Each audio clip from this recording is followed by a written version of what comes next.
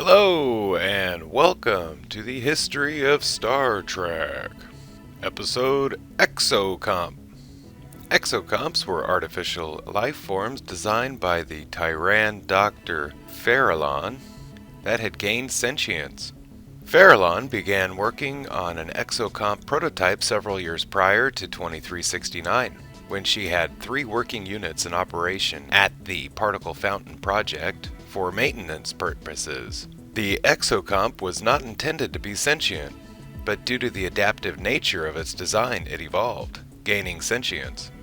The basics of the exocomp was an industrial servo mechanism, which had been in common use on Tyrus 7A for many years. The basic design was extended by Dr. Farallon, who named them exocomps. Their main design goal was to make the exocomp a problem solver. The exocomp consisted of a micro-replicator, a boridium power converter, and an axionic chip network.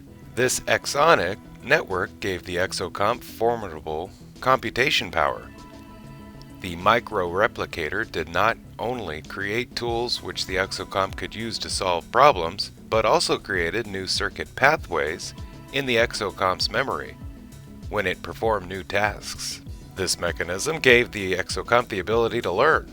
The more tasks it performed, the more pathways were formed in its memory. Problems to be solved could be entered through a command pad, after which the exocomp decided which kind of tool it had to use and then replicated that tool. Lieutenant Commander Data was testing an exocomp on the Particle Fountain and had completed 19 separate tasks when the device was sent into an access tunnel to seal a plasma conduit. The exocomp returned without finishing the task. When Dr. Farallon decided to send it back into the access tunnel by overriding the exocomp's commands, her control pad overloaded. A few seconds later, the plasma conduit exploded. If the exocomp had returned to the access tunnel, it would have been destroyed. When Data brought the exocomp back to the Enterprise for analysis, it was found that the exocomp had shut down, and that the interface circuitry which connected the exocomp to the control pad was completely burned out. Further investigation revealed that the number of new circuit pathways had increased by 632%. Dr. Farallon explained that sometimes an exocomp randomly generates large numbers of new pathways, which ultimately leads to a total shutdown. When this happened, the exocomp became totally useless and had to be erased and reprogrammed all over again. Data mentioned that the new pathways did not appear to interfere with the original circuitry. This led Lieutenant Commander LaForge to comment that somehow the exocomps knew that the conduit would explode and therefore had to leave the access tunnel, because this remark would imply some form of self-preservation. Data took it upon himself to perform a level 1 diagnostic on the exocomp. The diagnostic Data performed revealed that the command module was working normally. When checking the exocomp's sensor logs, it turned out that the exocomp had burned out its own command interface circuitry, and then ran a self-repair program on the same circuitry 2 hours later. In the short briefing, it was decided to test whether or not the exocomp possessed a survival instinct or not. When the situation on the Particle Fountain went critical, the decision was made to reconfigure the exocomps so that their power cells would explode when beamed into the particle matter stream. But because of their survival instincts, their command pathways would have to be disconnected.